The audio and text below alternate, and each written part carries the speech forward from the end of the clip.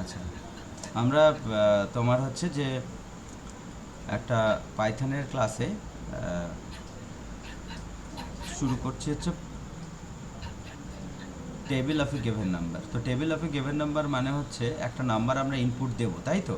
তাহলে একটা নাম্বার যদি ইনপুট দিই, N is equal to int input, এইভাবে আমাদেরকে একটা প্রোগ্রাম লিখতে হবে, নিতে হবে নাম্বারটা।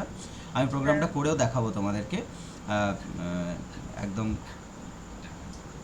জুপিটারে মানে কোডিংটা করব। তো তার আগে একটু বুঝে নিই ব্যাপারটা কি হচ্ছে। এন এই যে নাম্বারটা নিচ্ছি, আমরা যে কোনো একটা লুপ, ফর লুপই ধরছি, আমরা ফর লুপ চালাবো। সেই ফর লুপে আমরা করব হচ্ছে একটা ভ্যারিয়েবল, সেই ভ্যারিয়েবলটা ধরে নাও এক্স হতে পারে, সেই ভ্যারিয়েবলটাকে মুভ করব। কত থেকে মুভ করব?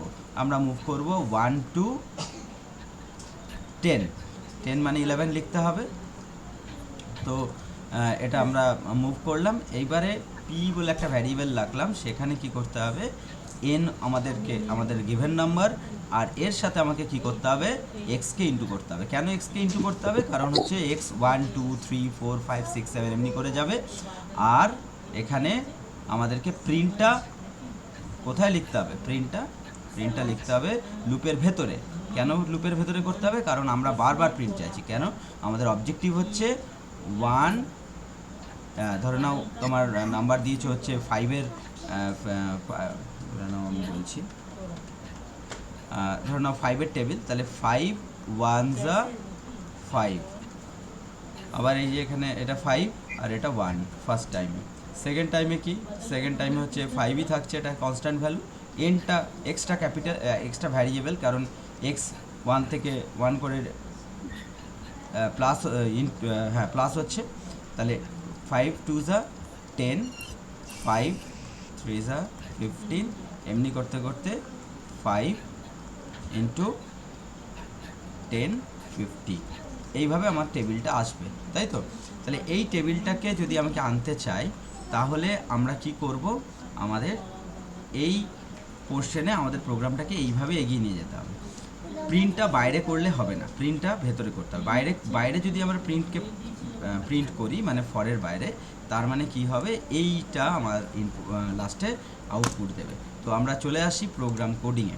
দেখো, n is equal to int input enter a number. আমরা একটা নাম্বার ইনপুট দিলাম, ঠিক আছে? এবার কি দিলাম, একটা নাম্বার যে আমরা ইনপুট দিলাম সেই নাম্বারটা তো আমরা নিয়ে রাখি। এরপরে আমরা ফর লুপ লিখব, ফর এক্স ইন রেঞ্জ 1, কমা, আমি বলেছি up to 10 term, comma 1 colon print, sorry not print, এখন আমাকে অপারেশনটা করতে হবে। পি একটা ভ্যারিয়েবল ধরে রেখেছি, P is equal to N into x, ঠিক আছে? এইখানে আমাদের অপারেশনটা হচ্ছে।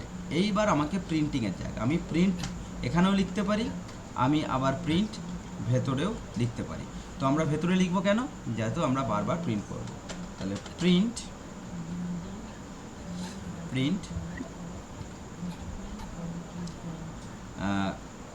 এইখানটাতে হয়তো তোমাদের একটুখানি দেখো, এই জায়গাটা খুব সুন্দর লাগবে দেখতে যদি আমরা এইভাবে প্রিন্ট করি। আমরা আমরা যে ভ্যারিয়েবলটা করছি, সেই ভ্যারিয়েবলটা ইনটু, তাই তো? ইনটুটা আমি ক্রস চিহ্নই দিচ্ছি, কমা দেব। তারপরে আমরা এক্স, এটা কিন্তু এক্স মানে এটা ভ্যারিয়েবল, আর এই যে যেটা কার্সারে দেখতে পাচ্ছি, এটা কিন্তু ইনটু সাইন। আমি স্টারও দিতে পারি, কিন্তু আমি অ্যাস্ট্রিক না দিয়ে আমি ইনটু দিচ্ছি, যেহেতু আমরা হার্ড কপিতে ইনটু হিসেবে এরকম সাইনই দিই, ঠিক আছে? কমা দিয়ে আবার ইজ ইকুয়াল টু, ঠিক আছে? কমা দিয়ে আমরা কোন ভ্যারিয়েবলে ডেটাটা পাচ্ছি, এই ভ্যারিয়েবলে পাচ্ছি, বাস তাহলেই হবে। এবার আমরা একটা জিনিস খেয়াল করো, যে এনের মধ্যে এনটাকে আমরা ব্র্যাকেটে রাখিনি, কারণ এনটা একটা ভ্যারিয়েবল প্রিন্ট করব, এক্সটা একটা ভ্যারিয়েবল, সেটাও আমরা ব্র্যাকেটে রাখিনি, কিন্তু যেগুলো কনস্ট্যান্ট ছবির মতো প্রিন্ট হবে সেটাকে আমরা একটা ডাবল ইনভার্টেডে রাখছি। তো দেখো এখানে আমাকে চাইছে হচ্ছে এন্টার নাম্বার, একটা নাম্বার 5, ঠিক আছে? তাহলে কত হলো? 5 1 যা 5, 5 2 যা 10, এলো পুরো প্রোগ্রামটা। ও, সো এরকম ভাবে লিখতে হবে কমেন্টটা? না, এইটা লিখতে হবে মানে আমি যদি এইভাবেও প্রিন্ট করতাম, দেখো এইভাবেও প্রিন্ট করতাম, তাহলেও আমার হয়ে যেত, আমার অপারেশন ঠিক আছে, হ্যাঁ 5-এর অপারেশন ঠিক আছে, আনসার ঠিক এলো, কিন্তু এইভাবে প্রিন্ট করলে আমাদের দেখতে ভালো লাগবে, তাই না? ঠিক আছে, আমি ধরো 3 দিলাম, তাহলে 3 বোঝা গেল? হুম। ক্লিয়ার? এটা লিখে নাও, প্রোগ্রামটা লিখে নাও তোমরা। এবার ফ্যাক্টোরিয়ালটা দেখিয়ে দিচ্ছি।